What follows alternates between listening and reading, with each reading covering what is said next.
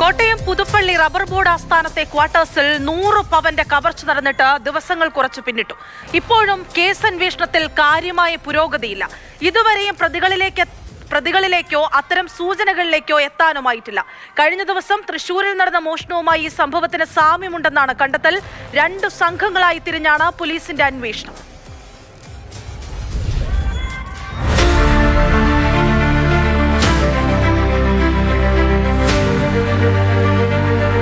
അടുത്തിടെ നടന്ന 3 മോഷണങ്ങളിലെ ഒരേ രീതിയാണ് പോലീസ് പരിശോധിക്കുന്നത്. 2025 ഓഗസ്റ്റിൽ മാങ്ങാനത്ത് വില്ലയിലാണ് കവർച്ച നടന്നത്. ജനുവരി 20-ന് തൃശൂർ മെഡിക്കൽ കോളേജിൽ ഡോക്ടർമാരുടെ ക്വാർട്ടേഴ്സിൽ നിന്ന് വനിതാ ഡോക്ടറുടെ സ്വർണം കവർന്നു. ഇതേ മാതൃകയിലാണ് റബ്ബർ ബോർഡ് ക്വാർട്ടേഴ്സിലും മോഷണം നടന്നിരിക്കുന്നത്. 3 നിന്നും സ്വർണം മാത്രമാണ് മോഷണം പോയത്.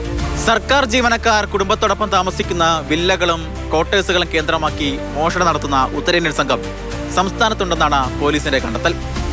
റബ്ബർ ബോർഡ് ആസ്ഥാനത്തെ മോഷണത്തിന് പിന്നിലും ഈ സംഘമെന്നാണ് പോലീസിന്റെ നിലവിലത്തെ നിഗമനം. മോഷ്ടാക്കളുടെ സഹായികളായി അതിഥി തൊഴിലാളികളുമുണ്ട്.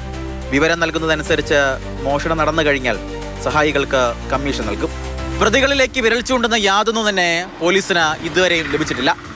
കോമ്പൗണ്ടിനുള്ളിൽ CCTV ദൃശ്യങ്ങൾ ഇല്ലാത്തതാണ് അന്വേഷണത്തെ കുഴപ്പിക്കുന്ന പ്രധാനപ്പെട്ട ഘടകം. ജനുവരി 20-നാണ് തൃശൂരിൽ മോഷണം നടന്നത്. മോഷണത്തിലെ സമാനതകൾ കണ്ടെത്തിയതിനാൽ അന്വേഷണ സംഘത്തിൽ നിന്ന് ജില്ലാ പോലീസ് വിവരം തേടി. സംസ്ഥാനത്ത് അടുത്തിടെ ജയിലിൽ നിന്നിറങ്ങിയ മോഷ്ടാക്കളുടെ വിവരങ്ങളും പോലീസ് ശേഖരിച്ചു വരികയാണ്.